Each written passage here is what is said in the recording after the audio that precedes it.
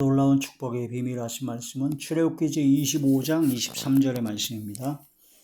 너는 조각목으로 상을 만들되 길이는 2규빗, 너비는 1규빗, 높이는 1규빗 반이 되게 하고 순금으로 싸고 주위에 금태를 두르고. 아멘. 하나님 감사함을 드립니다. 사랑하는 나의 아버지 하나님, 은혜와 사랑을 진심으로 감사함을 드립니다.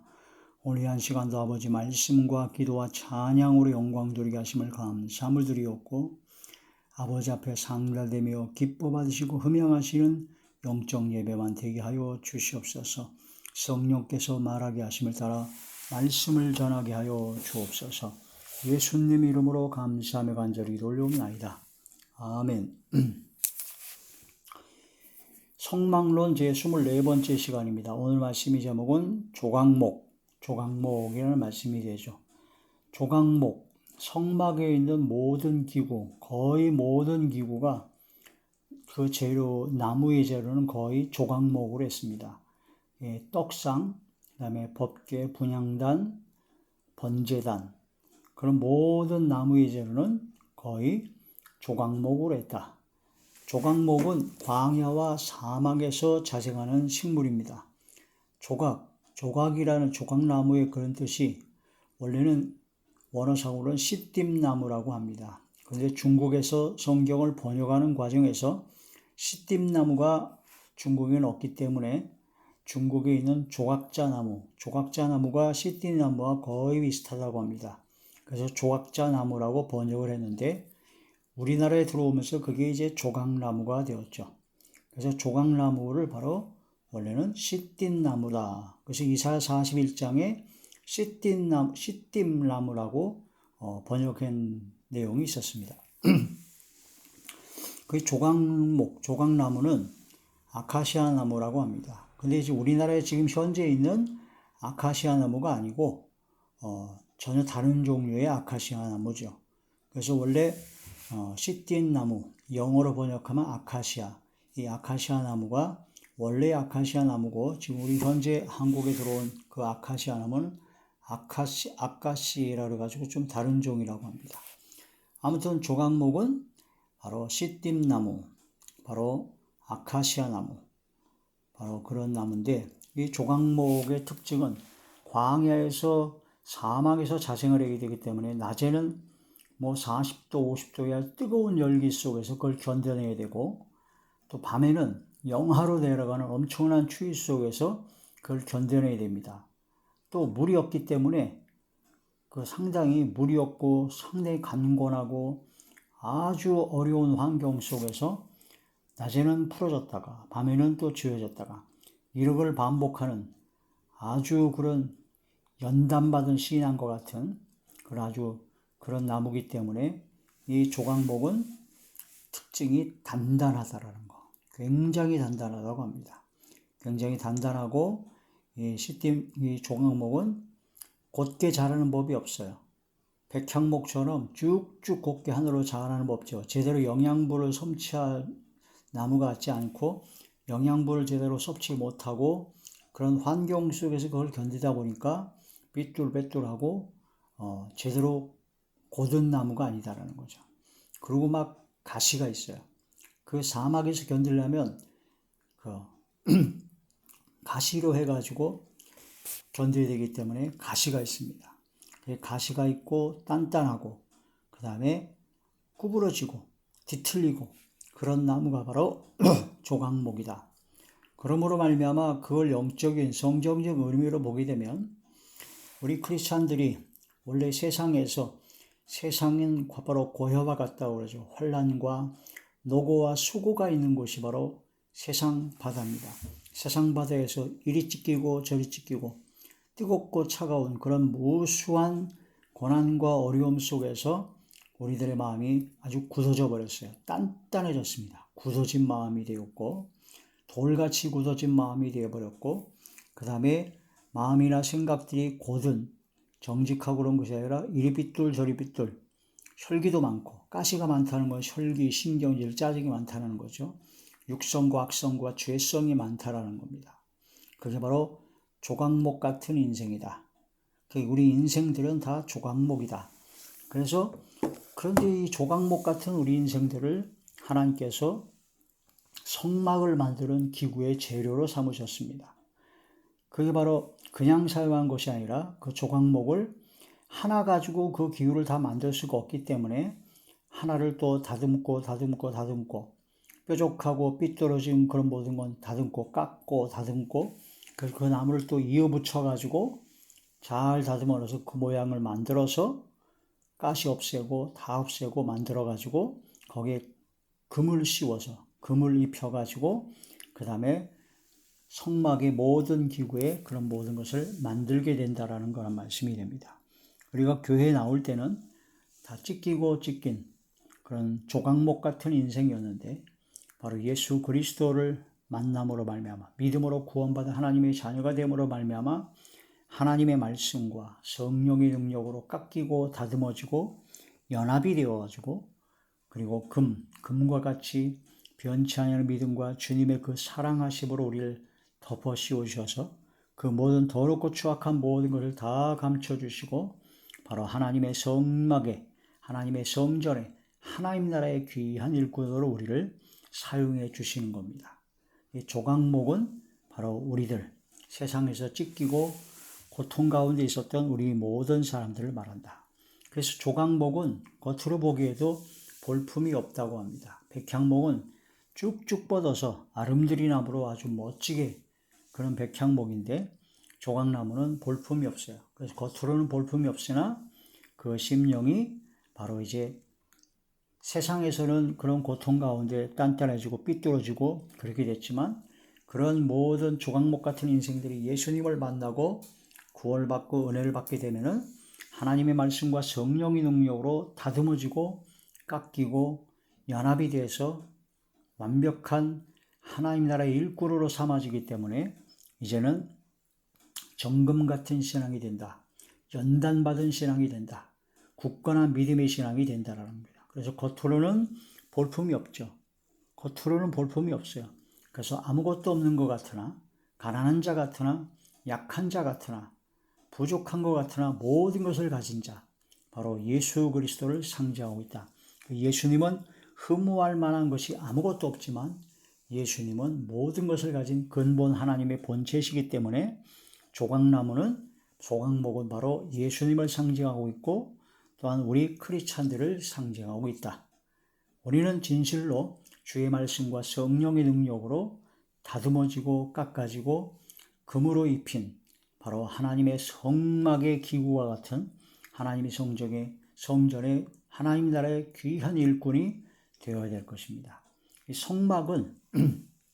성막에 사용된 이 조각목은 그래서 그 사막과 같은 광야와 같은 그런 메마른 땅에서 살아남기 위해서는 유일한 방법이 뿌리를 깊이 내리는 것밖에 없습니다. 그래서 그 나무가 뿌리가 엄청나게 깊고 넓게 퍼져 있다고 합니다. 그래서 뿌리가 거의 2-3km 정도까지 뻗어져 있다고 합니다. 그래서 그 뿌리가 그 물근원, 물가 쪽으로 뿌리가 닿아 있어서 거기서 물을 공급받기 때문에 그 광야와 사막과 같은 그런 환경 속에서도 견뎌내고 살아갈 수가 있는 것이다.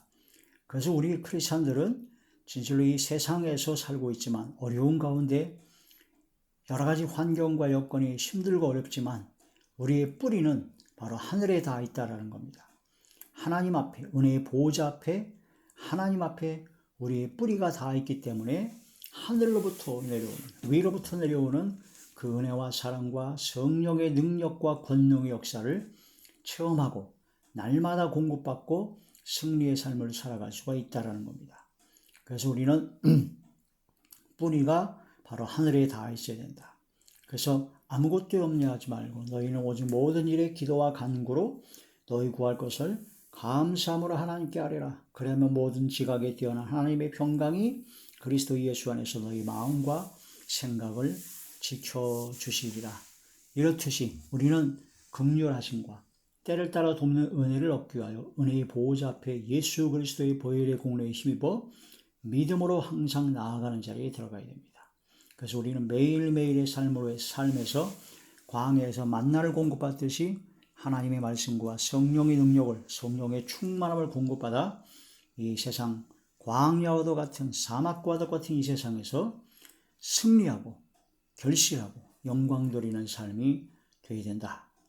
이게 그 조각이라는 말이 원어상으로 히브리어로 그 쉐타라는 말인데 어근이 바로 쇼타트라는 말에서 시작됐다고 합니다.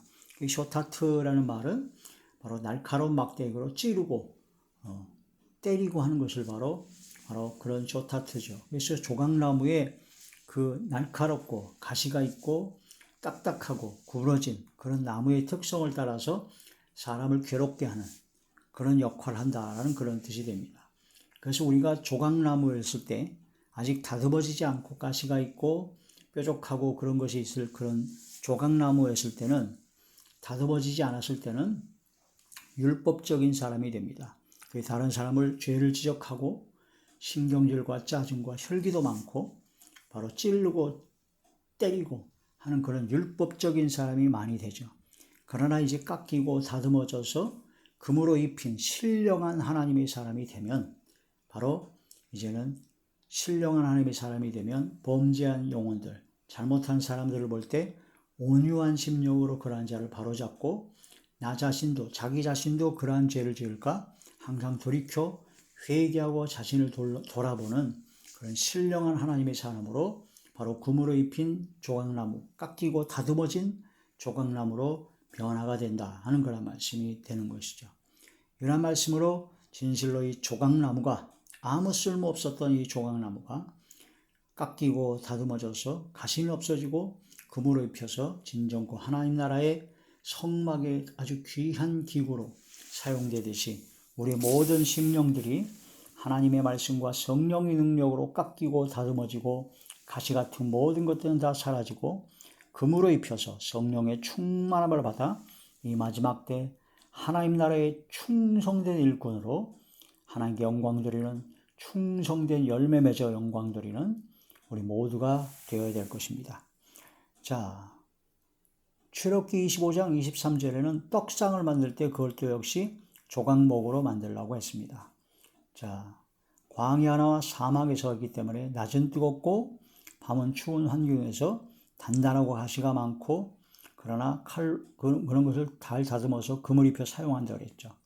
로마서 제5장 3절에 보면 환난은 인내를, 인내는 연단을, 연단은 소망을 이루는 줄 아닙니다. 우리에게 닥치는 그런 모든 연단, 환난, 그런 모든 것을 통해서 조각목 같은 바로 나를 지금 깎고 다듬고 계시구나. 그러므로 감사해야 됩니다. 가시는 제거해야 되거든요. 욥기 23장 10절에 그가 나를 단련하신 후에 내가 순금같이 나오리라. 이런 단련, 연단과 그런 모든 훈련 과정을 통해서 순금같이, 정금같이 나오게 되는 하나님 나라의 귀한 일꾼으로 삼아주실 것이라는 믿음을 잃지 말아야 됩니다. 조각, 바로 막대기로 찌르고 괴롭게 한다는 그런 뜻을 갖고 있는데 율법적인 사람은 죄를 깨닫게 합니다. 율법으로는 죄를 깨닫게 한다고 로마서 3장 20절 말씀하신 것처럼 항상 남을 지적하고 비판하고 정죄하는 사람이었던 우리가 바로 내가 이제 하나님의 말씀과 성령의 능력으로 다듬어져서 이젠 신령한 하나님의 사람이 되어야 된다는 거죠.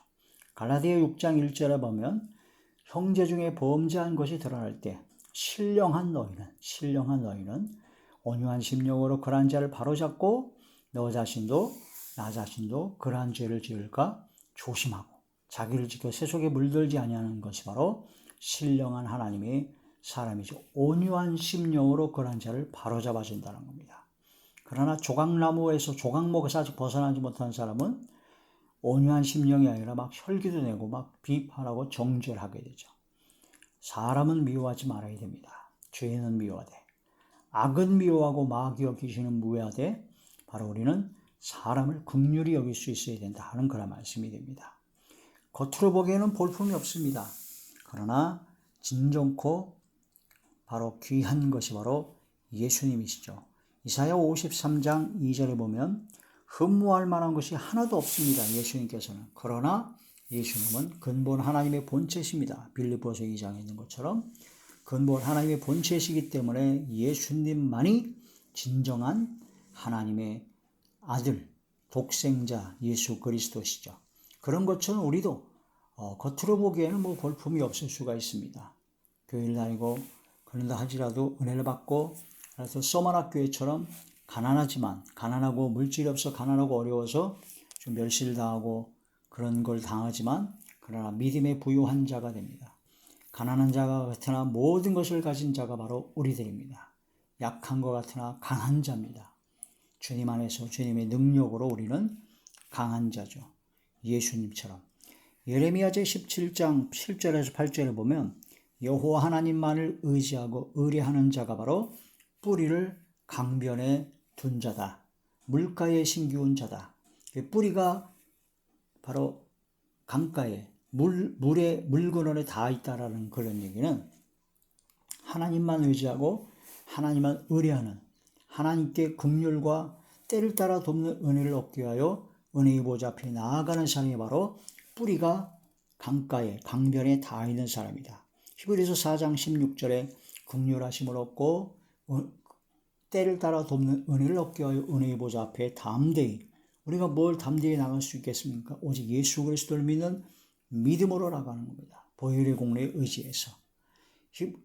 빌립보서 제 4장 6절에서 7절에 보니까 아무것도 염려하지 말고 모든 일에 기도와 간구로 너희 구할 것을 감사함으로 하나님께 하리라.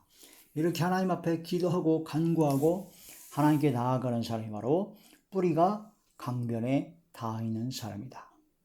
복 있는 사람은 악인의 길을 쫓지 아니하고 죄인의 자리에 서지 아니하고 오만한 자리에 앉지 아니하고 오직 여호와 율법을 즐거워하여 그 율법을 주하러 묵상하는 자로다. 그는 시냇가에 심은 나무가 시절을 쫓아 과실을 맺으며 그 잎사귀가 마르지 아니한 같으니 그 행사가 다 형통하리로다. 물가에 심기운 나무가 바로 하나님만 의지하고 하나님만 의뢰하는 하나님의 사람이다. 그런 믿음으로 우리는 조각목에서 깎이고 다듬어져서 가시가 제거져서 금으로 입힌 하나님의 성막에 끼고 하나님의 성전에 하나님 나라에 하나님께서 보시기에 가장 귀하게 선한 의도구로 선한 병기로 귀하게 끝까지 쓰임받다가 영원한 천국의 주님 품에 들어가는 저와 우리 모두가 되시길 주의 이름으로 축원합니다. 기도드리겠습니다. 전능하신 아버지, 뾰족하고 단단하고 뒤틀어져서 진짜 볼품이 없었던 저희들을 붙잡아 주시고 말씀과 성령의 능력으로 다듬어 주시고 깎아 주시고 금으로 입혀 주셔서 하나님 나라의 귀한 일꾼으로 사용하여 주심을 진심으로 감사함을 드립니다. 아버지 하나님, 저희들을 끝까지 사용하여 주옵소서. 저희들을 고쳐서 사용하여 주옵소서. 깎고 다듬어서 아버지 금으로 입혀 주사 사용하여 주시옵소서. 연약하고 부족합니다. 나약합니다. 너무나 부족한 것 투성입니다. 지혜도 부족합니다. 모든 것이 부족합니다. 그러나 아버지 하나님께서 함께 하시고 역사하시고 아버지께서 쓰시고자 하시면 저희들을 붙잡아 주시고 정결케 하시고 귀하게 다듬어 귀하게 써주실 것을 믿습니다. 주여 쓰임받게 하여 주시옵소서. 선한 의도구로 선한 병기로만 귀하게 끝까지 쓰임받다가 아버지 영원한 천국에 들어가게 하여 주옵소서. 예수님 이름으로 감사하며 간절히 기도하옵나이다. 아멘.